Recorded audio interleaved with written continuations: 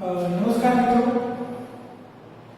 ધોરણ 12 સાયન્સની અંદર ઘન અવસ્થામાં આપણે પાક પગલી કરતા કરતા આગળ વધી રહ્યા છીએ. સરસ મજાના પ્રશ્નોની રમઝટ.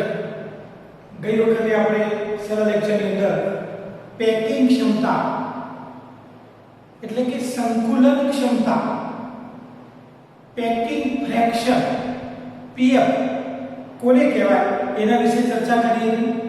મિત્રો, પેકિંગ ફ્રેક્શન ની અંદર આપણે સાદો ઘન સિમ્પલ ક્યુબિક એસસી,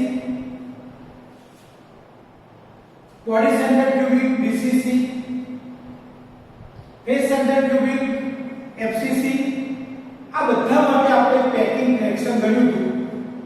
આ બધા માટે આપણે લાસ્ટ લેક્ચરની અંદર પેકિંગ ફ્રેક્શન ગણ્યું હતું અને આનું પેકિંગ ફ્રેક્શન આપણું 52.37% એટલે કે 52.4%.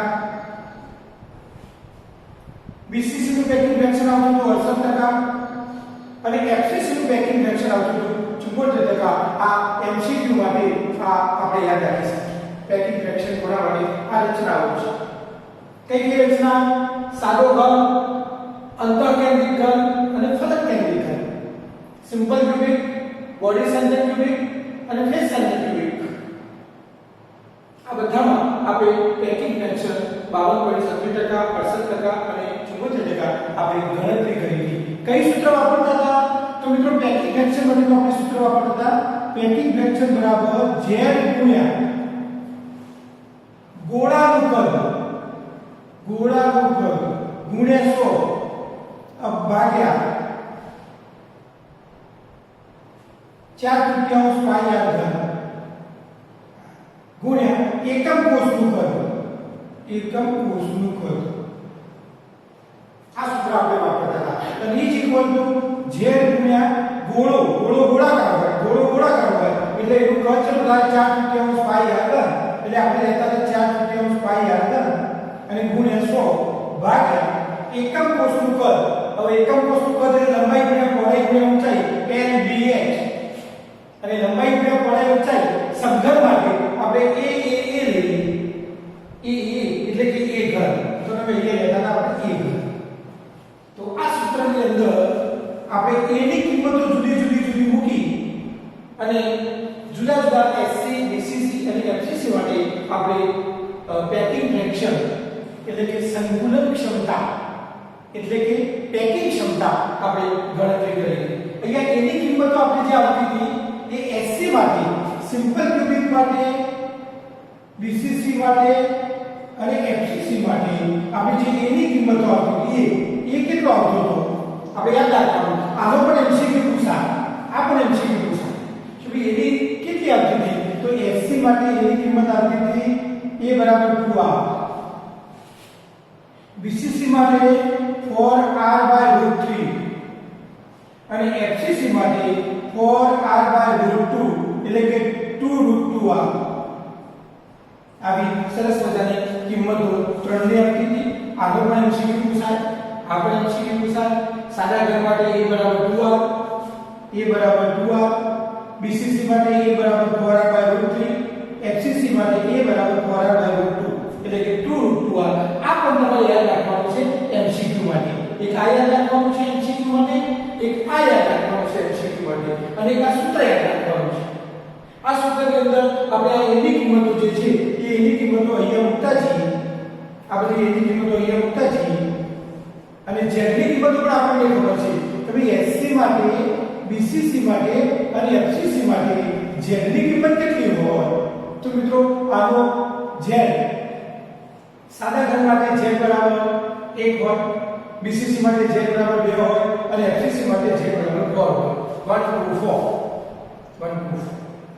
તો મિત્રો, આપણે z યાદ રાખીશું, ધારની લંબાઈ a યાદ રાખીશું અને પેકિંગ ક્ષમતા યાદ રાખીશું.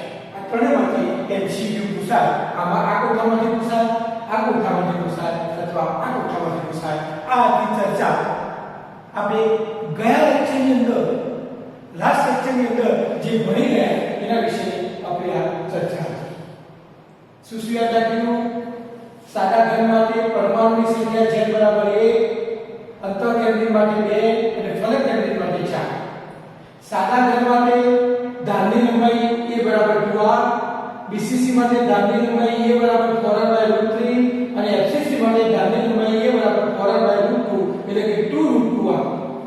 અને સાદા ઘન માટે પેકિંગ ક્ષમતા 52.26%, BCC માટે પેકિંગ ક્ષમતા 68% અને FCC માટે પેકિંગ ક્ષમતા 74%. આપણે આ છેલ્લા લેક્ચરની અંદર જે ભણ્યા હતા એના વિશે આપણે આ ચર્ચા કરી.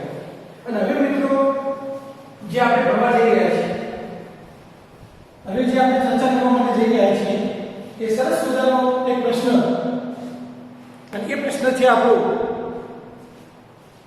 એ સરસ મજાનો પ્રશ્ન, અને એ પ્રશ્ન છે આપણો બ્રેવિસ લેટિસ. એ આપણો સરસ મજાનો પ્રશ્ન નવો શબ્દ કરવા જઈ રહ્યા છીએ, બ્રેવિસ લેટિસ.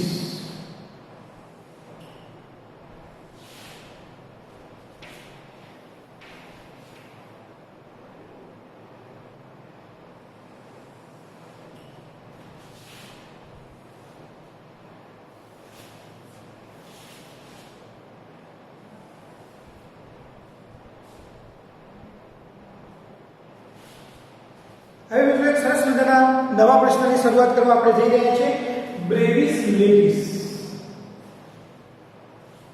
મિત્રો ફ્રેન્ચ નામનો એક ગણિતશાસ્ત્રી હતો, મેથેમેટિશિયન.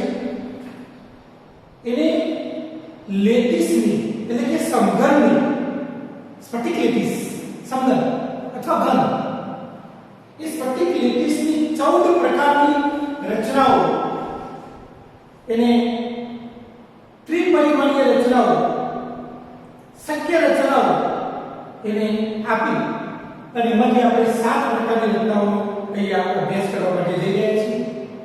આવા ફ્રેન્ચ ગણિતશાસ્ત્રી બ્રેવિસે શું કર્યું તમને યાદ હોય મિત્રો? આપણે જો સમઘન બોલીએ, આવો સરસ મજાનો સમઘન બોલીએ, સમઘન જેને આપણે ઘનીય કહીએ અથવા ઘન કહીએ, તો એમાં કેવું હોય કે આપણે આ સમઘન બોલીને સરસ મજાનો આવો સમઘન, અને આ સમઘનની અંદર એની જે લંબાઈ, પહોળાઈ અને ઊંચાઈ છે, આ આપણું સમઘન દોર્યું. આપણું સરસ મજાનું સમઘન છે, આ સમઘન અથવા ઘનીય અથવા ઘન. આ સમઘનની આપણે પેલી વખતે ચર્ચા કરી હતી કે ભાઈ લંબાઈ, પહોળાઈ અને ઊંચાઈ આપણી આ x દિશાની અંદર આ ધારો કે લંબાઈ છે a લંબાઈ છે, આ b પહોળાઈ છે, અને આ c ઊંચાઈ છે. તો એમાં જે ધારો છે, ધારની લંબાઈ, એ ધારની લંબાઈ કઈ છે? a b અને c છે. ધારની લંબાઈ a b અને c છે. એના ખૂણાઓની ચર્ચા કરીએ તો ધારો કે આપણો x અક્ષ, આ b x અક્ષ છે, આ આપણે ધારો કે y અક્ષ છે, અને આ આપણે ધારો કે z અક્ષ છે. તો આ x અને y વચ્ચેનો ખૂણો ધારો કે આપણો આલ્ફા ખૂણો, આ આપણો આલ્ફા ખૂણો, આ બંને વચ્ચેનો ધારો કે બીટા ખૂણો, અને આ બંને વચ્ચેનો ધારો કે ગામા ખૂણો. તો ખૂણાઓ, અક્ષીય ખૂણાઓ 3 છે. કયા કયા? આલ્ફા, બીટા અને ગામા. આલ્ફા, બીટા અને ગામા.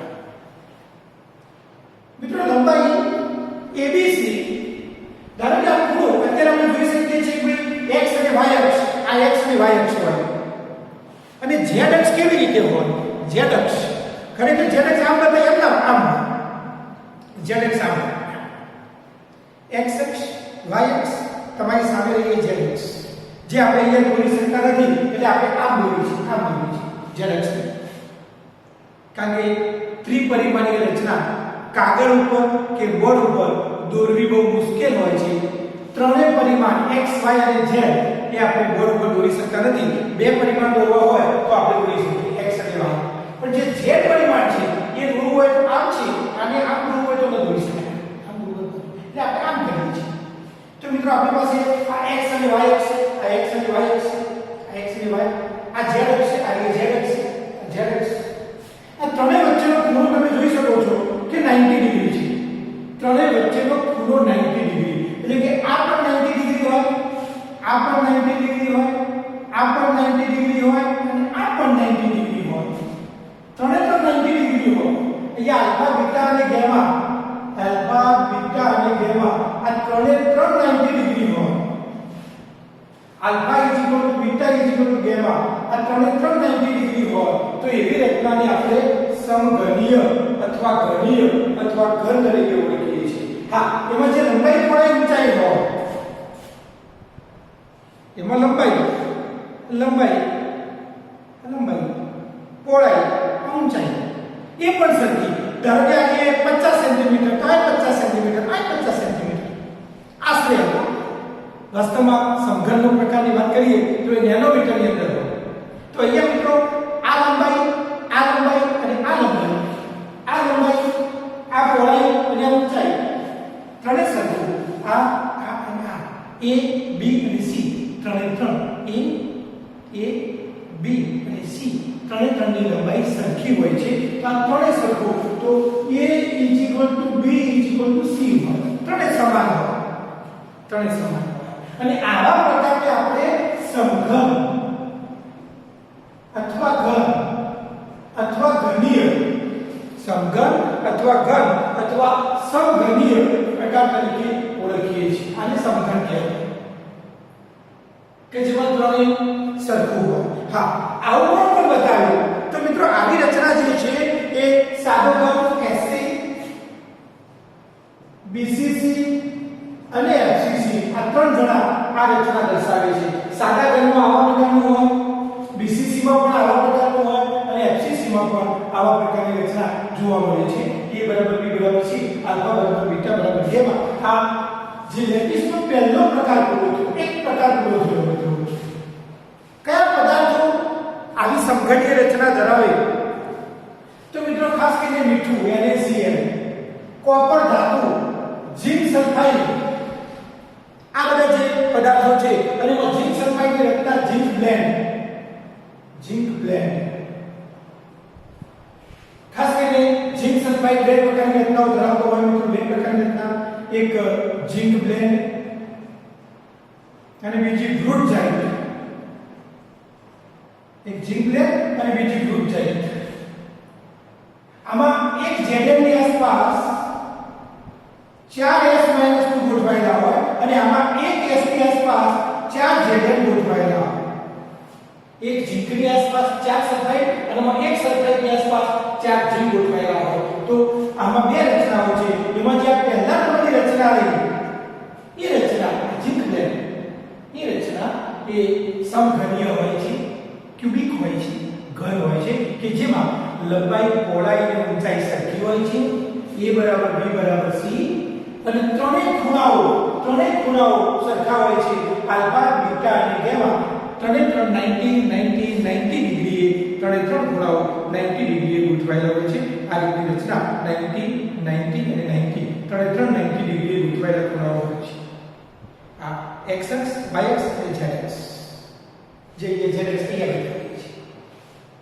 છે x y અને z તો મિત્રો જેમાં ત્રણેય સરખું હોય લંબાઈ પહોળાઈ અને ઊંચાઈ સરખી હોય એટલે કે ધારની લંબાઈઓ સરખી હોય અક્ષીય ખૂણા આ જે ખૂણા છે આલ્ફા બીટા અને ગામા આ બધા ખૂણાઓ છે આ ખૂણો ત્રણ ખૂણાઓ એ ખૂણાઓ પણ સરખા હોય તો તેવી રચનાને આપણે સમઘન અથવા ઘન રચના તરીકે ઓળખીએ છીએ અને ખાસ કરીને સાદો ઘન અંતઃકેન્દ્રિત ઘન અને ફલક કેન્દ્રિત ઘનની અંદર આ સમઘનીય રચના જોવા મળે છે દાખલા તરીકે ઉદાહરણ આપવા હોય તો સોડિયમ ક્લોરાઇડ કોપર અને ઝિંક ક્લોરાઇડ આવી રચના ધરાવે છે એમાં ખાસ કરીને જે ઝિંક ક્લોરાઇડ છે એના બે સ્વરૂપો છે ઝિંક બ્લેન્ડ અને બ્રૂટ જાઇન્ટ અને એમાં જે ઝિંક બ્લેન્ડ રચના છે એ ઝિંક બ્લેન્ડ રચના એ આવા પ્રકારની સમઘનીય રચના અથવા સમઘન પ્રકારની રચના ધરાવે છે અને હવે મિત્રો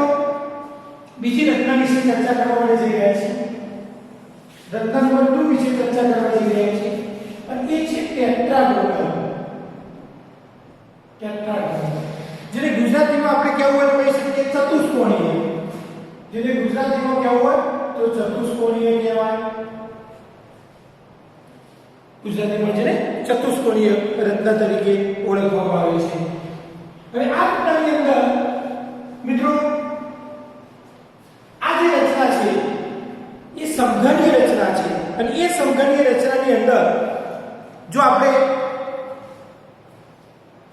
ફેરફાર કરીએ, લંબાઈની પહોળાઈ સરખી રાખીએ, જોજો એ લંબાઈ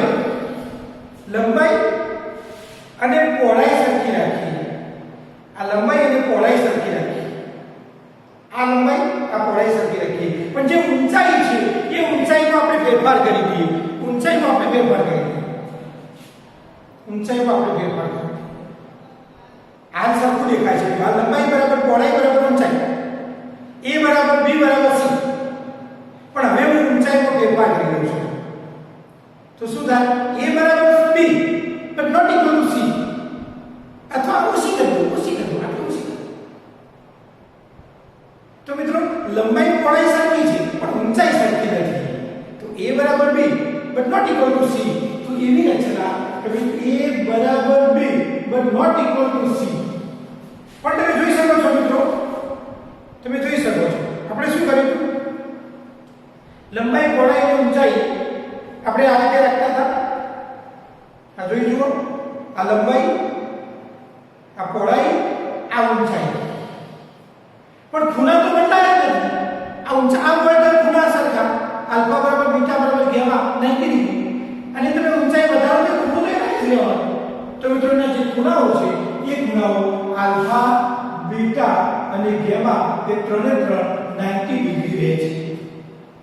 તો આવા પ્રકારની જે રચના છે કે જેમાં ખૂણા બદલાતા નથી પણ ધારની લંબાઈ, ખાસ કરીને ઊંચાઈ, ધારની ઊંચાઈ બદલાઈ જાય છે, તો એવી રચનાને આપણે ટેટ્રાગોનલ અથવા ચતુષ્કોણીય રચના તરીકે ઓળખીએ છીએ. અને ખાસ કરીને સાદો ઘન અને બીસીસી જે રચના છે એ રચના એ આવા પ્રકારની ધરાવે છે. અને એના ઉદાહરણ જો આપવા હોય તો ઉદાહરણ તરીકે સફેદ ટીન SiO2, સફેદ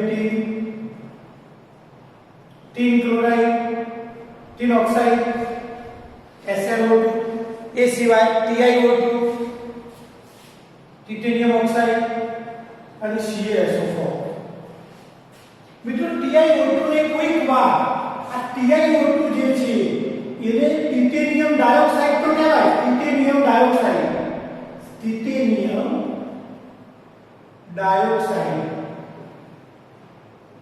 પણ એનું બીજું નામ છે મિત્રો રૂટાઇલ. કોક વાર એનું બીજા નામ રૂટાઇલ તરીકે પણ ઓળખવામાં આવે છે, આને રૂટાઇલ પણ તરીકે કહે છે. આને કેલ્શિયમ સલ્ફેટ કહેવાય અને ટીન ઓક્સાઇડ કહેવાય. આ સલ્ફેટ ટીન છે, સ્ટેનસ ઓક્સાઇડ, SL ઓક્સાઇડ.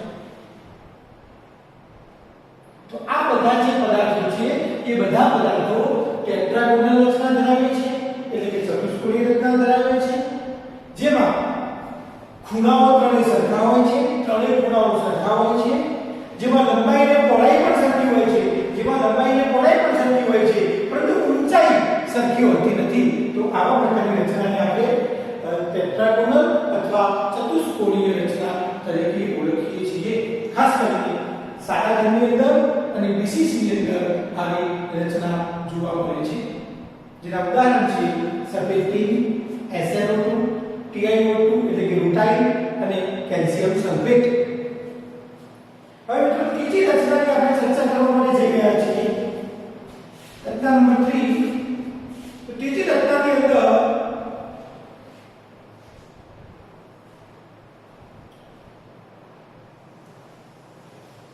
આપણે ત્રીજી રચનાની ચર્ચા કરવા માટે જઈ રહ્યા છીએ, અને એ રચના આપણી છે ત્રીજા નંબરની રચના, અને એ રચના આપણી છે ઓર્થોરોમ્બિક.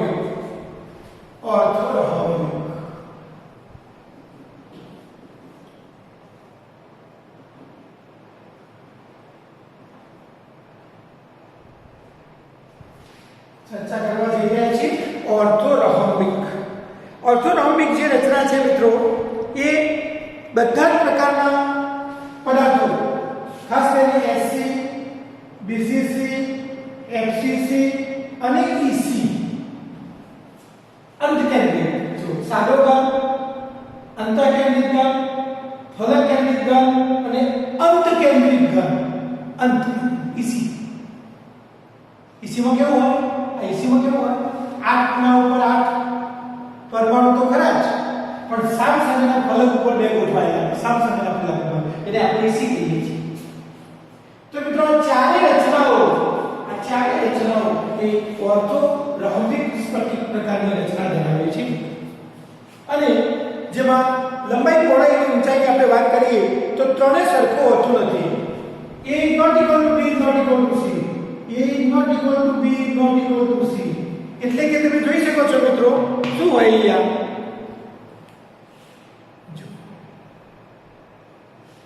આ લંબાઈ પહોળાઈ અને ઊંચાઈ સરખી છે. આ લંબાઈ પહોળાઈ અને ઊંચાઈ સરખી છે. હવે અહીંયા હું ઢાંકણું બંધ કરી દઉં તો લંબાઈ બદલાઈ ગઈ, ઊંચાઈ એમને પહોળાઈ એમને રાખી. અહીંયા હું આમ કરી દઉં, અહીંયા ઢાંકણું લગાવ્યું એટલે આપણે લંબાઈ બદલાઈ ગઈ, ઊંચાઈ બદલાઈ ગઈ. આ તો હતું એમ ના તો એમાં લંબાઈ પહોળાઈ કે ઊંચાઈ ત્રણેય સરખી હોતી નથી. a is not equal to b is not equal to c, અને સરખું નથી હોતું. અને જે ખૂણાઓ હોય છે આલ્ફા બીટા અને ગેમા એ ત્રણે 90 ડિગ્રી હોય છે. આલ્ફા બરાબર બીટા બરાબર ગેમા બરાબર 90. ત્રણે ખૂણા તો સરખા જ છે, ત્રણે ખૂણા તો સરખા ને સરખા જ છે. ખૂણામાં કોઈ ફરક પડતો નથી, ખૂણામાં કોઈ ફેર પડતો નથી. કારણ કે તમે પહોળાઈ એમને એમ રાખી, લંબાઈ થોડી આ ઢાંકણા જેટલી વધારી દીધી, લંબાઈ વધારી અને આ ઊંચાઈ વધારી, તો જે ખૂણા હતા એ તો ખૂણા એના એક છે, ખૂણામાં કોઈ ફરક નથી પડતો. તો ખૂણાઓ આલ્ફા બરાબર બીટા બરાબર ગેમા એ 90 ડિગ્રી રહે છે. અને ખાસ કરીને ઉદાહરણ તરીકે રહોમિક સલ્ફર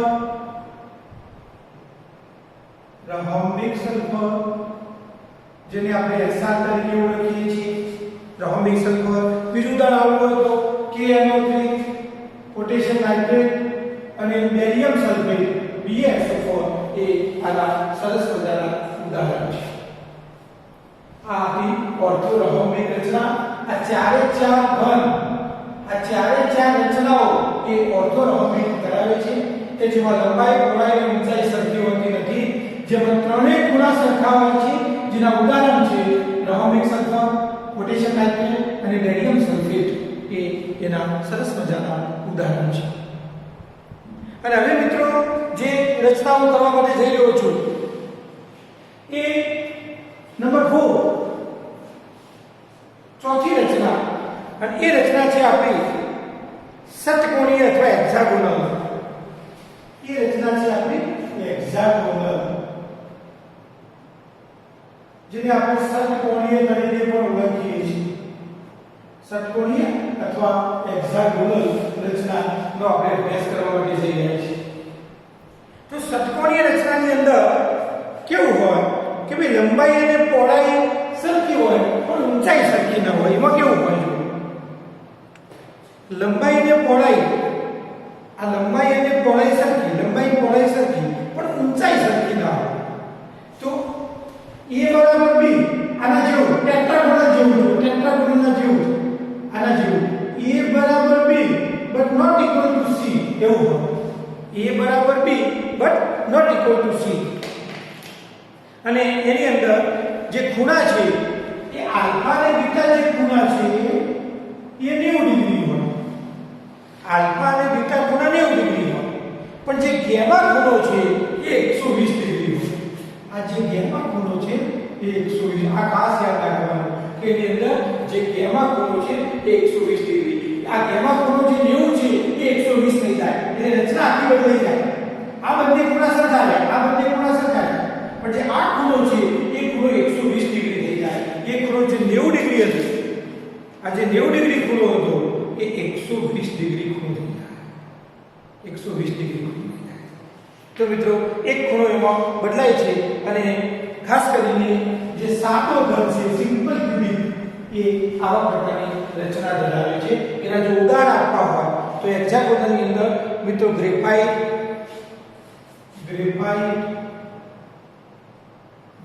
ઝિંક ઓક્સાઇડ અને કેડમિયમ સલ્ફાઇડ એ એના સરસ મજાના ઉદાહરણ છે.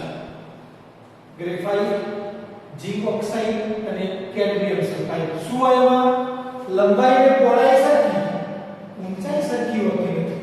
આ ઊંચાઈ સરખી હોતી નથી. આના જેવી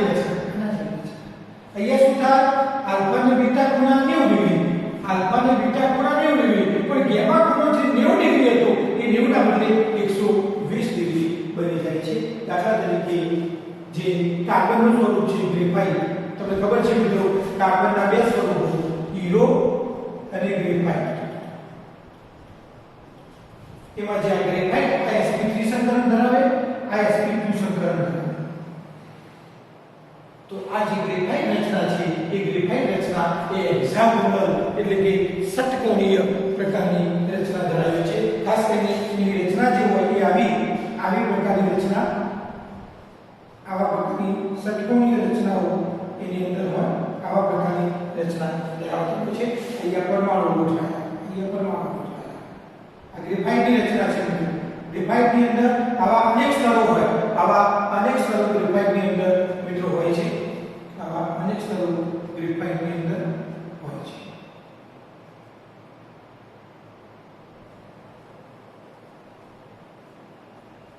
આવા અનેક સ્તરો ગ્રેફાઇટની અંદર એ હોય છે. આ રીતે રચના હોય છે, આ રીતે રચના થાય છે અને આ સ્તરો એકબીજા વચ્ચે સરકતા સ્તરો છે. આ ગ્રેફાઇટની રચનાની આપણે વાત કરીએ. હીરામાં કેવું હોય? હીરામાં એક કાર્બન બીજા ચાર કાર્બન સાથે જોડાયેલો હોય અને ચતુષ્ફલકીય રચના ધરાવતી હોય. આવી ચતુષ્ફલકીય પ્રકારની રચના હીરાની અંદર હોય. એટલે હીરો આવે ચતુષ્ફલકીય રચના ધરાવે કે જેમાં ખૂણો 109 ડિગ્રી 28 કળા હોય, જેમાં sp3 સંકરણ હોય. અહીંયા sp2 સંકરણ હોય. આ જે ખૂણાઓ હોય છે એ 120 ડિગ્રી હોય છે. એટલે અહીંયા 109 ડિગ્રી 28 કળાનો ખૂણો હોય, અહીંયા જ્યારે 120 ડિગ્રીનો ખૂણો હોય. આ રચના હીરાની રચના છે આવા પ્રકારની સમચતુષ્ફલકીય, આ ચતુષ્ફલકીય. અને આ રચના જે છે એ ષટકોણીય એટલે કે હેક્સાગોનલ પ્રકારની રચના આપણી ગ્રેફાઇટની રચના હોય છે. આવા પ્રકારની રચના. તો અહીંયા કાર્બનના બે સ્વરૂપો પૈકી એક સ્વરૂપ, કાર્બનના બે સ્વરૂપો ગ્રેફાઇટ અને હીરો, એમાં જે ગ્રેફાઇટ છે એ ષટકોણીય રચના એટલે કે હેક્સાગોનલ પ્રકારની રચના ધરાવે છે. અને હવે મિત્રો પાંચમા પ્રકારની રચના rhombohedral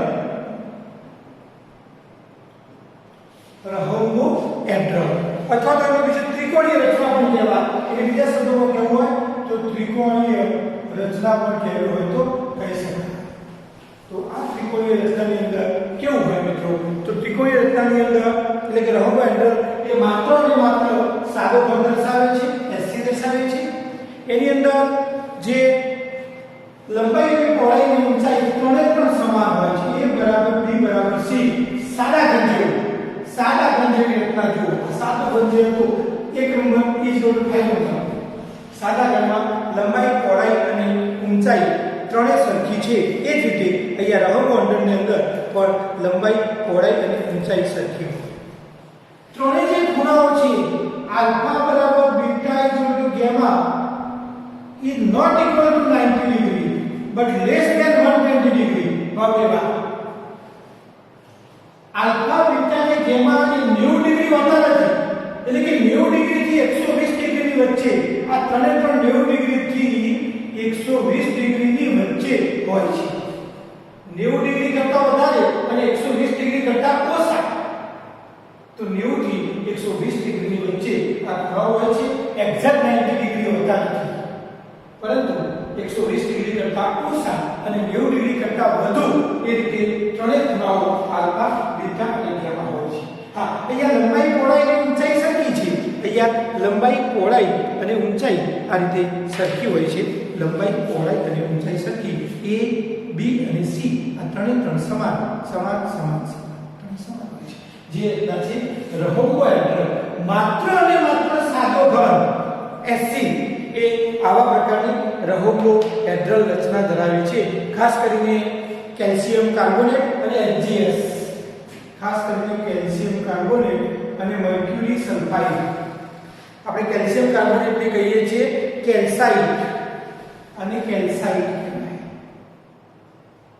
આને સિન્નેબાર કહેવાય.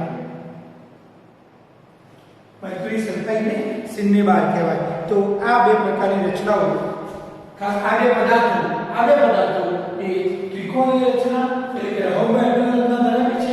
ખાસ કરીને સાદો ઘન, તેમાં લંબાઈ, પહોળાઈ અને ઊંચાઈ સરખી હોય છે. ખૂણાઓ 90 ડિગ્રી હોતા નથી, પરંતુ ઓછા હોય છે, 90 થી 120 ડિગ્રીની વચ્ચે હોય છે. હવે મિત્રો સત્તા પ્રકારની રચના, ખાસ કરીને આપણે આવા 7 પ્રકારોનો અભ્યાસ કરવાનો છે. 7 પ્રકારોનો બ્રેવિયસ લેટિસના 7 પ્રકારો, એમાં સત્તા નંબરનો આપણે પ્રકાર ચર્ચા કરવા જઈ રહ્યા છીએ અને એને કહેવામાં આવે છે મોનોક્લિનિક. એને કહેવામાં આવે છે મોનોક્લિનિક. સત્તા નંબરની જે રચનાનો અભ્યાસ કરવા જઈ રહ્યા છીએ એને આપણે કહેવામાં આવે છે મોનોક્લિનિક. આ મોનોક્લિનિક રચનાની અંદર માત્ર અને માત્ર 2 પ્રકારની જે રચનાઓ છે, ખાસ કરીને SC અને EC, SC અને EC આ 2 પદાર્થો આવા પ્રકારની રચના ધરાવે છે, SC અને EC. એમાં શું હોય મિત્રો, તો મોનોક્લિનિકની અંદર લંબાઈ, પહોળાઈ, ઊંચાઈ કશું સરખું હોતું નથી. E not equal to B not equal to C. આના જેવું જોઈએ, આના જેવું ઓર્થોરોમિક જેવું. અને એમાં જો ખૂણાઓની ચર્ચા કરીએ તો એમાં ખૂણાઓ આલ્ફા અને ગામા 90 ડિગ્રી હોય છે. આલ્ફા અને ગામા 90 ડિગ્રી હોય છે અને બીટા જે ખૂણો છે એ બીટા ખૂણો એ 120 ડિગ્રી હોતો નથી. Is not equal to 120 degree. અને ઉદાહરણ તરીકે મિત્રો જો આપણે આપવું હોય તો ખાસ કરીને મોનોક્લિનિક સલ્ફર,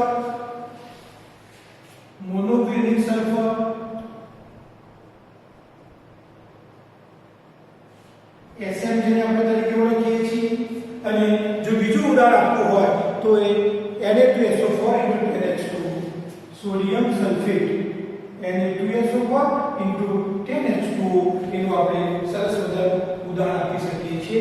સોડિયમ સલ્ફેટ સજળ, આ અંદર પાણી છે એટલે એને આપણે સજળ તરીકે ઓળખીએ છીએ. સોડિયમ સલ્ફેટ જેની અંદર 10 પાણીના અણુઓ જોડાયેલા છે એને હાઇડ્રેટેડ તરીકે ઓળખવામાં આવે છે. હાઇડ્રેટેડ એટલે કે સજળ તરીકે ઓળખવામાં આવે છે. અને હવે મિત્રો છેલ્લો પ્રકાર સાતમી લેટિસ, બ્રેવિયસ લેટિસ જે ફ્રેન્ચ ગણિતશાસ્ત્રીએ આપી છે એ સાતમી અને છેલ્લી લેટિસ ટ્રાઇક્લિનિક. આ છે આપણી ટ્રાઇક્લિનિક. તો ટ્રાઇક્લિનિકની અંદર માત્ર અને માત્ર સાદો ઘન SC આ રચના દર્શાવે છે. એમાં શું હોય છે, લંબાઈ, પહોળાઈ, ઊંચાઈ કશું સરખું હોતું નથી. A is not equal to B is not equal to C. આના જેવું જ લંબાઈ, પહોળાઈ કે ઊંચાઈ ત્રણે સરખી નથી અને ત્રણે ખૂણાઓ પણ 90 ડિગ્રી નથી. Alpha is not equal to beta is not equal to gamma is not equal to 90 degree. આ જુદો હોય, આ જુદો હોય, આ જુદો હોય. ત્રણેયમાંથી એકય 90 ડિગ્રી ખૂણાઓ હોતા નથી. દાખલા તરીકે ઉદાહરણ તરીકે આપવું હોય તો K2Cl2O7 પોટેશિયમ ડાયક્રોમેટ, આ સરસ મજાનો નારંગી રંગનો પદાર્થ છે. સરસ મજાનો નારંગી રંગનો પદાર્થ પોટેશિયમ ડાયક્રોમેટ. બીજું ઉદાહરણ આપવું હોય તો કોપર સલ્ફેટ CuSO4 * 5H2O, આ પણ સજળ છે, હાઇડ્રેટેડ છે. અને ત્રીજું ઉદાહરણ આપવું હોય તો બોરિક એસિડ S3BO3, અને આપણે કહીએ છીએ બોરિક એસિડ. એના સરસ મજાના આપણા આ ઉદાહરણ છે. તો મિત્રો આ હતી આપણી સરસ મજાની 7 પ્રકારની રચનાઓ. કઈ 7 પ્રકારની રચનાઓનો અભ્યાસ કર્યો આપણે? સમઘન, ટેટ્રાગોનલ, ઓર્થોરોમ્બિક, હેક્સાગોનલ, રહોમ્બોએડ્રલ, મોનોક્લિનિક અને ટ્રાઇક્લિનિક. શરૂઆતમાં જે સમઘન છે એમાં લંબાઈ, પહોળાઈ, ઊંચાઈ સરખી અને ખૂણાઓ પણ સરખા, આ સમઘન છે. હવે મિત્રો આ સમઘનમાં તમે થોડો ફેરફાર કરી લંબાઈ બદલી નાખો, પહોળાઈ બદલી નાખો, ઊંચાઈ બદલી નાખો, ત્રણમાંથી ગમે તે એક બદલી નાખો, ખૂણો બદલી નાખો, તો એમાંથી બધી અલગ પ્રકારની રચનાઓ આ સમઘનમાંથી ઉત્પન્ન થતી જુદી બધી રચનાઓ છે. આ સમઘનમાંથી ઉત્પન્ન થતી જુદી સમઘન ખાસ કરીને સાદો ઘન, બોડી સેન્ટર અને ફેસ સેન્ટર, અંતર કેટલી અને ફરક કેટલી, આ 3 પ્રકારની રચનાઓ એક સાદા ઘનમાં હોય છે. ત્રણે સરખું હોય છે, ત્રણે ખૂણા સરખા હોય છે. એને ઉદાહરણ તરીકે સોડિયમ ક્લોરાઇડ, કોપર અને ઝિંક સલ્ફાઇડ. તો આ હતો એક સરસ મજાનો પ્રશ્ન મિત્રો બ્રેવિસ લેટિસ એના 7 પ્રકારો ખાસ કરીને 14 જે ત્રિપરિમાણીય રચનાઓ છે એમાંથી 7 રચનાઓનો અહીંયા આપણે ઉલ્લેખ કરવાનો પ્રયત્ન કર્યો છે. આમાંથી એમસીક્યુ પણ પૂછાય, ઉદાહરણ દ્વારા પણ પૂછાય કે ભાઈ TiO2 એ કેવા પ્રકારની સ્ફટિક રચના ધરાવે છે? તો TiO2 એ ટેટ્રાગોનલ ધરાવે છે. યાદ રાખવું. એવું પૂછાય સિનેમા એ કેવા પ્રકારની રચના ધરાવે છે? તો રહોમાઇડ. એ કયા ઘનમાં જોવા મળે છે? સાદા ઘનમાં. એમાં લંબાઈ પહોળાઈ ઊંચાઈ કેવી હોય છે? સમાન. એના ખૂણા કેવા હોય છે? 90 ડિગ્રી 120 ની વચ્ચેના લગભગ ખૂણા હોય છે. એટલે કે આલ્ફા બીટા એવા ત્રણેય 90 ડિગ્રી હોતા નથી, પણ 90 થી 120 ની વચ્ચે આ બંને રચનાઓમાં જોવા મળે છે. તો મિત્રો આ ટેબલ કે જેના 7 પ્રકારો બ્રેવિસ લેટિસના 7 પ્રકારો તમારે ઘેર બેસીને સરસ મજાના તૈયાર કરવાના છે. ઉદાહરણ સ્વરૂપે પણ પૂછાય કે ભાઈ TiO2 કયું સ્ફટિક પદ્ધતિ ધરાવે છે? તો TiO2 એ ટેટ્રાગોનલ એટલે ચતુષ્કોણીય રચના ધરાવે છે. એ કયા સ્ફટિકમાં જોવા મળે છે? SC અને BCC માં જોવા મળે છે. એમાં ખૂણાઓની લંબાઈ કેટલી હોય છે? તો લંબાઈ અને પહોળાઈ સરખી હોય છે, ઊંચાઈ સરખી હોતી નથી. એના ખૂણાઓ કેવા હોય છે? ત્રણેય ખૂણાઓ સરખા હોય છે, આલ્ફા બીટા અને ગામા. ત્રણેય 90 ડિગ્રી. આમ ઊંધા પ્રશ્નો પણ પૂછાય, ઉદાહરણ સ્વરૂપે પ્રશ્નો પૂછાય તો આપણને આવડવા જોઈએ. તો આ તો એક સરસ મજાનો પ્રશ્ન. બ્રેવિસ લેટિસના 7 પ્રકારો એકવાર નજર કરી લો એટલે આપણે એક નવો પ્રશ્ન શરૂ કરવા જઈએ છીએ. સરસ મજાનો આપણે એક નવો પ્રશ્ન શરૂ કરીએ.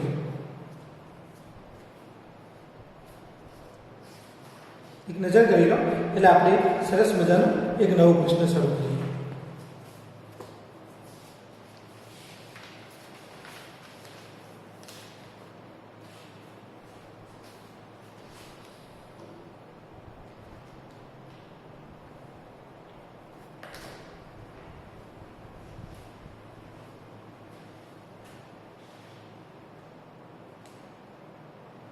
ओके 7 प्रकारों ब्रेविस लेटिस कोने रजू करा? फ्रेंच गणितशास्त्री ब्रेविस नाम वैज्ञानिके ब्रेविस रजू કર્યા હોવાથી એને બ્રેવિસ લેટિસ તરીકે ઓળખવામાં આવે છે. બ્રેવિસ.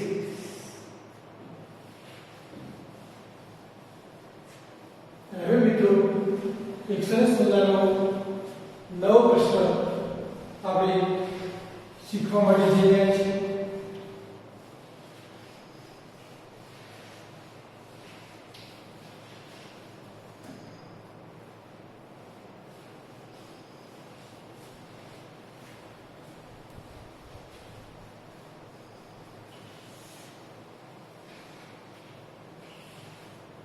एक सरस मजानो नवा प्रश्ननी शुभ शुरुआत करवा जई रह्या छे मित्रों. क्लोज पेक रचना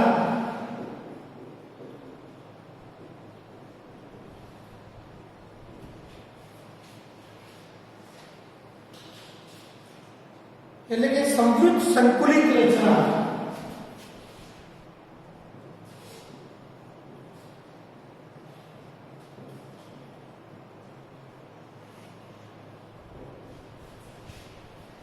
ना प्रकारों समझाओ.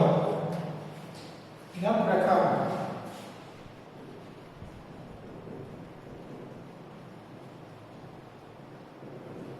क्लोज पैक रचना अथवा समृद्ध संकुलित रचना ना प्रकारों समझाओ.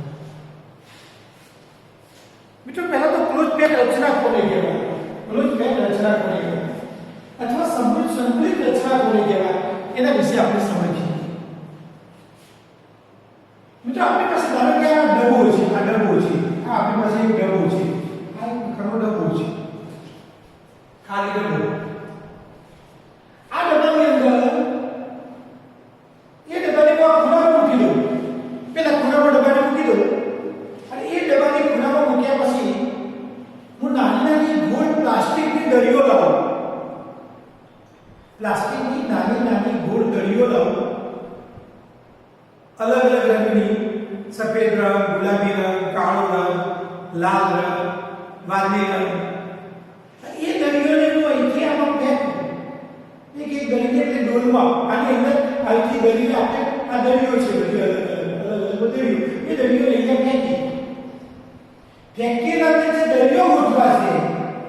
વિવિધ દ્રવ્યો ગોઠવાશે, કોક વાર ગમે તેવી રચના બને નક્કી નહીં, કોક વાર આવું બન્યું હોય, કોક વાર વળી એ ડબ્બાની અંદર વળી આવું બન્યું હોય,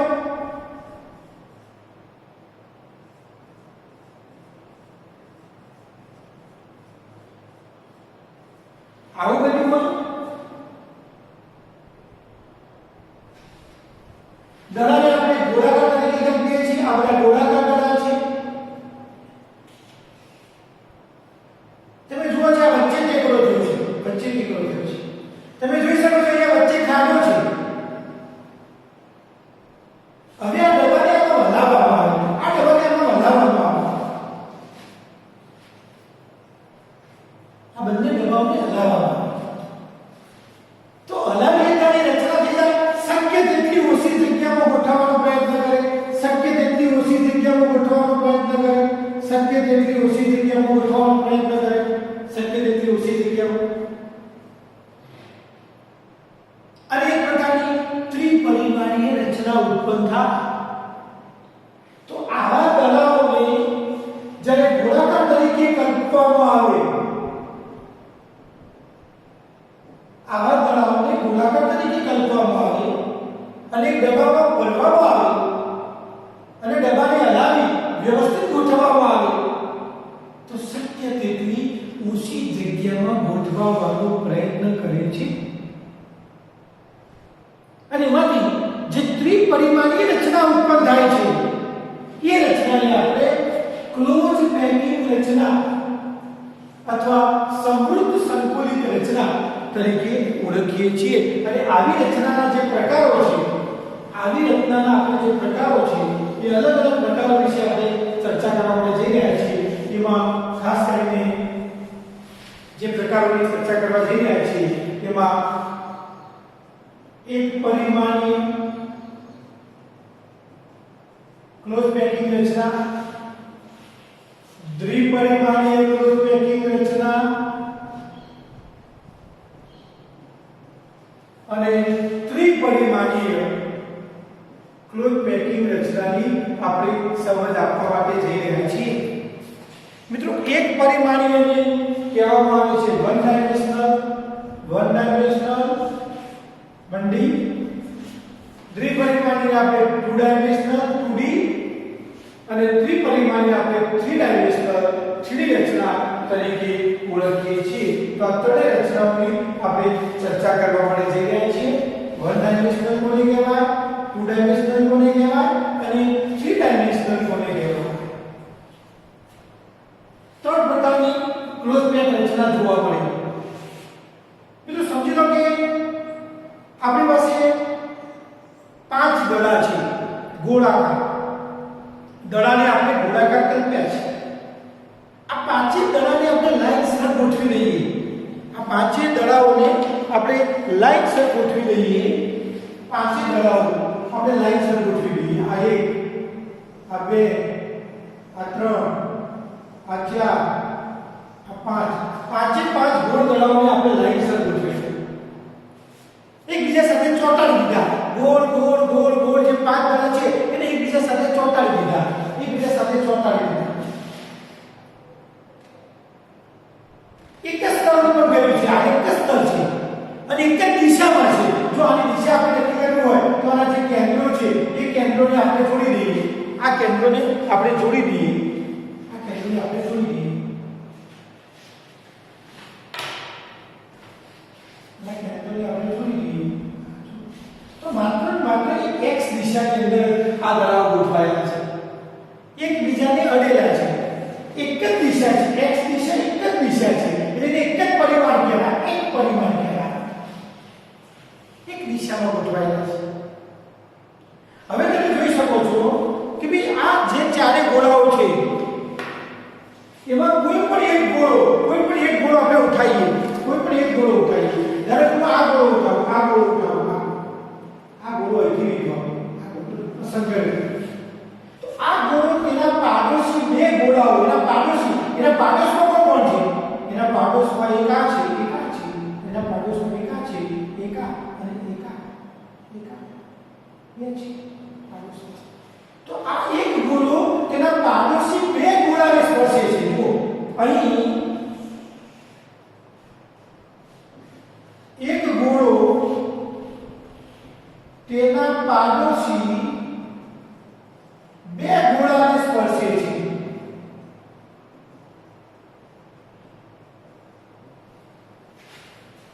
અને તમે મિત્રો 11 સાયન્સમાં ભણી ગયા છો કે ગોળાની આસપાસ જેટલા ગોળા હોય, જેટલા પાડોશી ગોળા હોય, જેટલા એના નેબર્સ હોય, એને આપણે એનો સવર્ગાંક તરીકે ઓળખીએ છીએ. અને તેથી સવર્ગાંક જે આપણે કહીએ છીએ કોઓર્ડિનેશન નંબર, જેને આપણે ઇંગ્લિશમાં કહીએ છીએ કોઓર્ડિનેશન નંબર, જેને શોર્ટમાં કહેવાય CI, કેટલા હોય? 2 થાય. એનો કોઓર્ડિનેશન નંબર 2 થાય છે. અહીં માત્ર અને માત્ર એક સ્તર છે, અહીં એક જ દિશા છે. અહીં ફક્ત x દિશામાં ગોળા ગોઠવાયેલા છે. ફક્ત x દિશામાં જ ગોળા ગોઠવાયેલા છે. એક પરિમાણ રચના ઉત્પન્ન થાય છે. એનો સવર્ગાંક 2 હોય છે, કારણ કે એક ગોળો તેના પાડોશી બે ગોળાને સ્પર્શે છે. એક ગોળો આ અને બીજો એક ગોળો આ, એમ પાડોશી બે ગોળાને સ્પર્શે છે. તેથી તેનો સવર્ગાંક 2 બને છે. તો આ આપણી મિત્રો એક પરિમાણીય રચના. હવે દ્વિપરિમાણીય રચનાની અંદર કેવું હોય મિત્રો? દ્વિપરિમાણીય રચનાની અંદર કેવું હોય? તો દ્વિપરિમાણની અંદર x અને y બે x હોય. કેવી રીતે બે x હોય? આપણી પાસે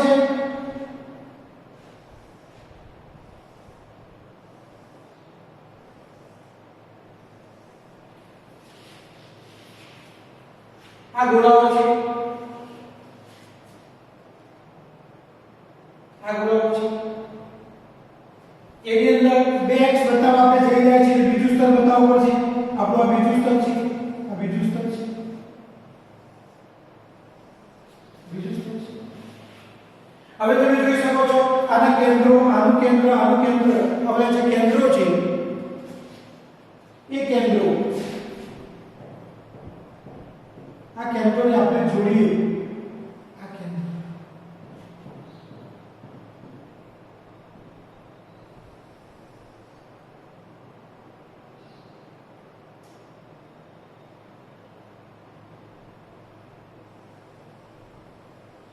કેન્દ્રો આ x અક્ષ છે, આ x અક્ષ છે, આપણી x અક્ષ.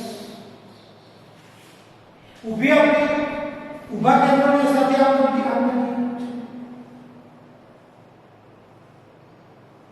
આપણી y અક્ષ છે, આપણી y અક્ષ. તો x અને y અક્ષ બંને જોડાયેલા છે.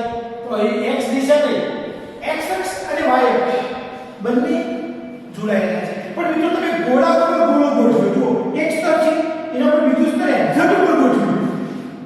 એવું નહીં હોય. થોડું સ્તર આમ ગોઠવીએ અથવા થોડું સ્તર આમ ગોઠવીએ તો બીજી રચના ઉત્પન્ન થાય. તો અહીંયા તમને એક તો દેખાય છે કે અહીંયા દ્વિપરિમાણ રચના છે, 2 ડાયમેન્શનલ છે. x અને y એમ બંને દિશામાં ગોઠવાયેલું છે. એટલે આની બે રચનાઓ ઉત્પન્ન થાય છે મિત્રો. આની બે રચનાઓ કઈ ઉત્પન્ન થાય છે? તો દ્વિપરિમાણીય રચનામાંથી બે રચનાઓ ઉત્પન્ન થાય છે. એક તો ચોરસ અને બીજી હેક્સાગોનલ, જેને આપણે ષટકોણીય તરીકે ઓળખીએ છીએ. એક ચોરસ અને બીજી હેક્સાગોનલ, જેને આપણે ષટકોણીય રચના તરીકે ઓળખીએ છીએ. ચોરસ રચનાની અંદર કેવું હોય મિત્રો? ચોરસ રચનાની અંદર એક સ્તર જે ગોઠવાયેલું હોય, આ એક સ્તરના જે ગોળા છે, આ એક સ્તરના ગોળા છે, એની ઉપર જ એક્ઝેક્ટ એક સ્તર હોય. એની આ રીતે એક સ્તર આ રીતે.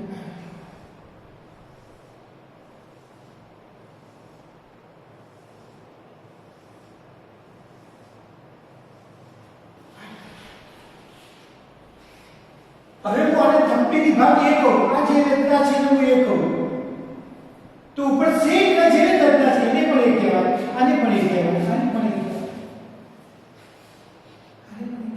બધી જોઈ શકો છો કે એક હરોળમાં ગોઠવાયેલા ગોળાઓની ઉપર આ એક હરોળ છે, આ હરોળ નંબર 1, આ 2, આ 3, 4, એક હરોળ, આ બીજી હરોળ, આ ત્રીજી હરોળ, આ ચોથી હરોળ. તો એક હરોળની ઉપર એક્ઝેક્ટ બીજી હરોળ આવે છે, એની ઉપર એક્ઝેક્ટ ત્રીજી હરોળ આવે છે, એની ઉપર એક્ઝેક્ટ ચોથી હરોળ આવે છે, અને ચારે ચાર હરોળ એક જેવી છે, માટે રચના એ પ્રકારની રચના કહેવાય. તો અને જે રચના છે એ રચનાને આપણે લખવી હોય તો થપ્પીની ભાત એ પ્રકારની રચના કહેવાય. અને આપણે લઈશું થપ્પીની ભાત કેવી ઉત્પન્ન થાય તો એ પ્રકારની થપ્પીની ભાત અહીંયા ઉત્પન્ન થાય છે. અને તમે જોઈ શકો છો મિત્રો, એક ગોળાની ફરતે કોઈ પણ એક ગોળો આપણે ઉઠાવીએ, ધારો કે આપણે આ ગોળો ઉઠાવ્યો, આ ગોળો તો એ ગોળાની ફરતે કુલ કેટલા ગોળા છે? એક ગોળો, બીજો ગોળો, ત્રીજો ગોળો, ચોથો ગોળો. તો એક ગોળાની ફરતે તેના પાડોશી અહીં એક ગોળો તેના પાડોશી ચાર ગોળાને સ્પર્શે છે. કેટલા ગોળાને? ચાર ગોળાને. 1 2 3 4. and therefore તેનો સવર્ગાર કેટલો થાય મિત્રો? 4 થાય. એનો સવર્ગાર 4 થશે. એટલું જ નહીં મિત્રો, ચારે ગોળાના કેન્દ્રોને જોડીએ. આ ચારે ગોળાના કેન્દ્રોને જોડીએ.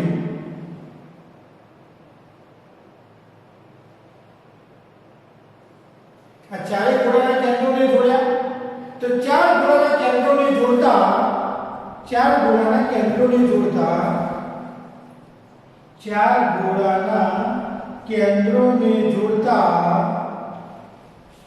ચતુષ્કોણ રચાય છે. આ યાદ રાખવાનું મિત્રો, ચાર ગોળાઓના કેન્દ્રોને જોડતા ચતુષ્કોણ રચાય છે. અને હવે મિત્રો હેક્સાગોનલની રચનાની વાત કરીએ તો હેક્સાગોનલની અંદર કેવું હોય? હેક્સાગોનલની અંદર તમે એક સ્તર ગોઠવો. ધારો કે આપણે એક સ્તર ગોઠવ્યું, આ એક સ્તર છે, આ એક સ્તર છે. એ સ્તરની ઉપર બીજું સ્તર, આ એક સ્તરના ગોળાઓ છે, અને એક સ્તરના ગોળાઓની જે જગ્યા છે એ જગ્યામાં બીજું સ્તર ગોઠવાયેલું હોય. આ જે જગ્યા છે, આધારની વચ્ચે આ જગ્યાની કણે ગોળો ગોઠવાયેલો હોય. આ બેની વચ્ચે જે જગ્યા છે ત્યાં એક ગોળો, આ બેની વચ્ચે જગ્યા છે ત્યાં એક ગોળો, આ બેની વચ્ચે જગ્યા છે ત્યાં એક ગોળો, અને આ બેની વચ્ચે જગ્યા છે ત્યાં એક ગોળો. હા, પાછી ત્રીજી રચના કેવી હોય? એ જેવી હોય, આના જેવી હોય. તો પાછી એ રચના આપણે ગોઠવીએ તો આ બેની વચ્ચે જે જગ્યા છે એક ગોળો, આ બેની વચ્ચે જગ્યા છે ત્યાં એક ગોળો, આ બેની વચ્ચે જગ્યા છે ત્યાં એક ગોળો, અને આ બે ગોળો, અને આ બે.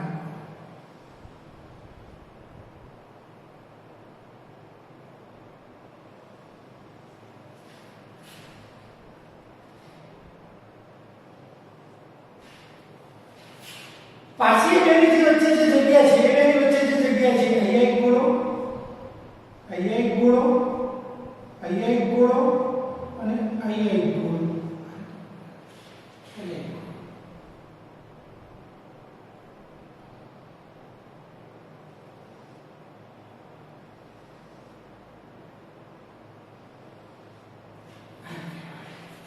તો તમે જોઈ શકો છો મિત્રો, આને હું એ રચના કરું, આને એ કહું તો આને બી કહેવાય, પાછી આને એ કહેવાય, પાછી આને બી કહેવાય.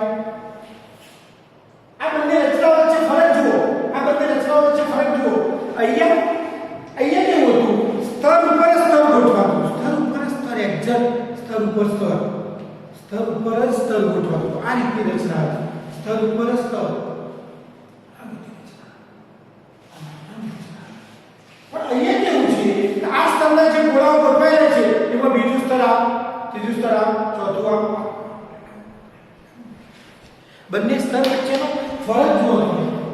તો અહીંયા જે થપ્પીની ભાત બને છે, અહીંયા જે થપ્પીની ભાત બને છે એ થપ્પીની ભાત વૃત્તિની ભાત કેવી બને છે? AB પ્રકારની બને છે. AB પ્રકારની બને છે. અને અહીં એક ગોળો, આપણે અહીંથી કોઈ પણ એક ગોળો ઉઠાવીએ. આપણે એક ગોળો કોઈ પણ ઉઠાવો, એક ગોળો ઉઠાવીએ, આપણે એક ગોળો ઉઠાવીએ. એના પાડોશી કેટલા ગોળા છે? જો 1 2 3 4 5 6. તો એક ગોળો અહીં, એક ગોળો તેના પાડોશી 6 ગોળાને સ્પર્શે છે. કેટલા? 6 ગોળાને સ્પર્શે છે.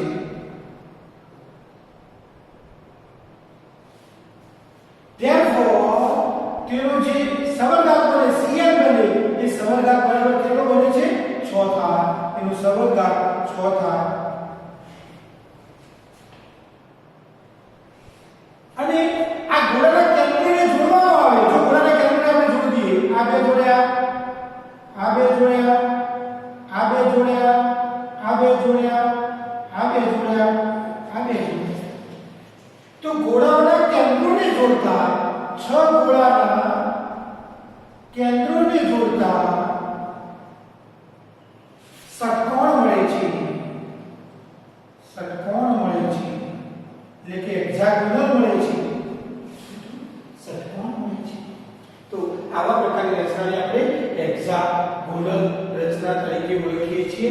મિત્રો, દ્વિપરિમાણની અંદર બે રચનાઓ છે, ચોરસ રચના અને હેક્સાગોનલ રચના, એટલે કે ષટકોણીય રચના. તો આવા પ્રકારની બે, આની અંદર એક ગોળો તેના પાડોશી 4 ગોળાને સ્પર્શે છે. અહીંયા એક ગોળો તેના પાડોશી 6 ગોળાને સ્પર્શે છે. 6 ગોળાને સ્પર્શે છે.